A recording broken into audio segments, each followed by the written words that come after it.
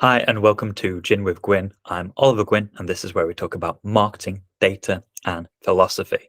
Although this week we're talking about business and success and the commonalities between successful entrepreneurs. Now, let's start with a little disclaimer. I firmly believe that there is no one route to success. There is no secrets to being successful in business. And there's definitely not some sort of roadmap that you can follow and you will be successful. I firmly believe that anybody can be successful in business, regardless of their educational background, how rich or poor they are, and of course, race, gender, sex, all of that kind of stuff. So I believe that anybody can be successful in business, and there's no one way of doing things that is the right way. Having said that, I have met more entrepreneurs than most people in my time in work, and I have seen some things that they have in common as to why they are successful. So I thought it'd be interesting to sort of discuss that today. Now, all of these points that I'm going to make, and there's five of them, can be expanded into probably a full book, but I'm going to try and keep it quite top level for you guys here. So number one is they keep plans simple. So goals and priorities should be easily communicated to your team. Plans should relate to a clear KPI, and all of your plans or goals or ambitions should be agreed with your team. Too many entrepreneurs are guilty of hoisting an unrealistic goal onto their team, often with no warning, and not giving them any idea of what steps to make that plan. It's just, hey, I want to get 200% more customers next year. Go figure out how to do it. And all that does is put your team off. It's unrealistic. It makes them feel like they can't achieve their goal. And it actually acts as a demotivator. So the successful entrepreneurs that I've met, they keep their plans relatively simple. Now, that's not to say that they don't inform their plans with data, with market research, with a background of information, but they keep them top level and easy to communicate to anybody in a sentence or two. Here's a great example of a mission statement from Avery Dennison, which was to help make every brand more inspiring and the world more intelligent. Can you guess what they do? That's right. They make stick-on labels. So when you are thinking of your goals and your mission statements, make sure that there's no fluffy language, make sure it relates to a KPI, and make sure that anybody understands it at a glance. Number two is they play their cards close to their chest. Now, in this day and age, it's not unusual for somebody to share their entire business story online through social media, building in public. That's become a lot more common. I remember when I started my business 12 years ago, it was very unusual to see anybody sharing the day to day of their business, sharing when they were struggling. And I think that is generally a good thing that people do this because it shows the realistic nature of running a business, that it's not all ups and it can be downs. Um, but I find that the successful entrepreneurs, they all tend to play their cards close to the chest. And I think the question that fuels what they share and when they share it tends to be, is there any strategic advantage in me saying or posting this? Because, for example, with new client wins, I always remember I used to run a video production business. I would post all of the end videos. I would never post when we were out filming. And the reason was because there might be a gap of a couple of weeks in between them. I had a rival who posted when they were filming and then the end video. And so there might be 1 or 2 months in between those things. It gave an outward perception that they were slow, potentially when they were not. And so there was no strategic advantage in them sharing that, where there was a better strategic advantage in me posting and typically saving a lot of stuff, posting week on week. So it appeared as if I was always making new things and they were not. So when it comes to what do you share and when do you share it, for entrepreneurs, you have this role where you have to be the lead singer of the band. You know, you have to be the face of your business, and so it's natural to chase PR opportunities, going on podcasts. These things are a necessary evil for most entrepreneurs. But if there's some part of your soul that is chasing the limelight and you want recognition, I would advise against that, because I think naturally when you become more successful, or if you're in a role that is more visible, there comes with that an added interest and an added scrutiny.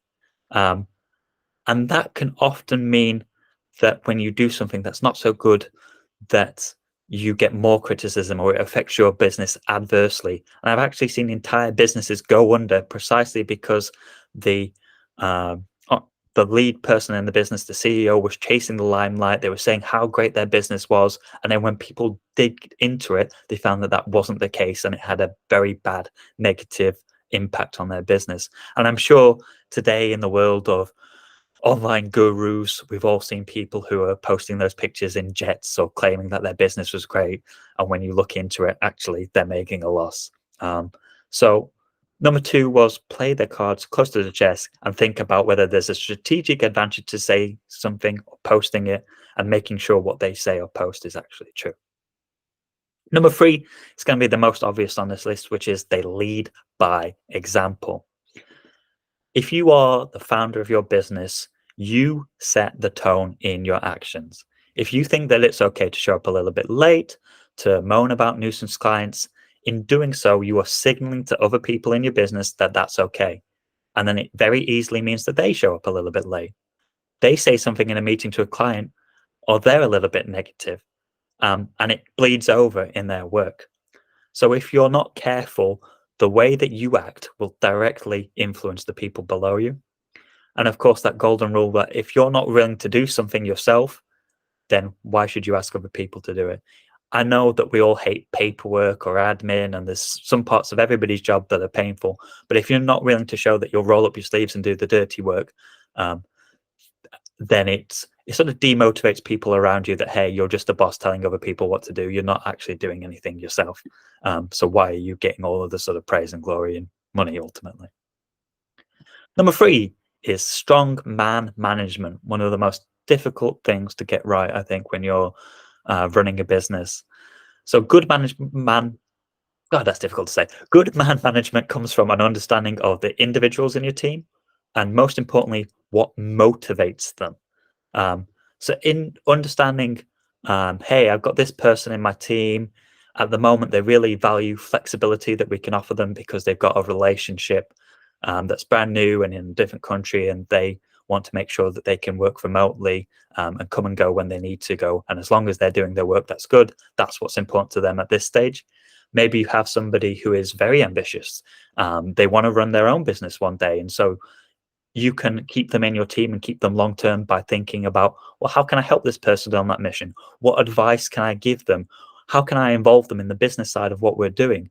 And beyond that, it's all well and good teaching somebody to fish, but they have to have a fishing rod. Can I potentially build into their work? Instead of giving them a bonus, maybe I could offer them money into that new business. Strong management also relies on intervening quickly and quietly.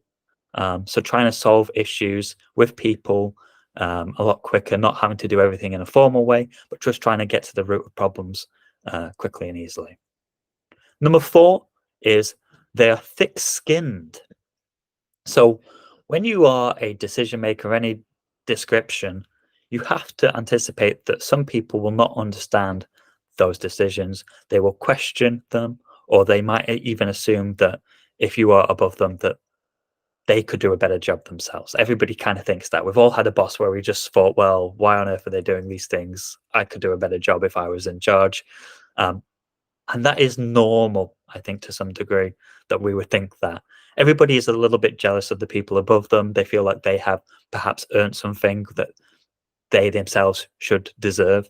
And so you have to be a little bit thick-skinned, one, to internal people and the fact that your decisions will be questioned, two, to external people, because any clients that you deal with in the B2B world or in the B2C world, they're going to be critical. You're going to see that negative feedback a lot more than you're potentially going to see the positive feedback.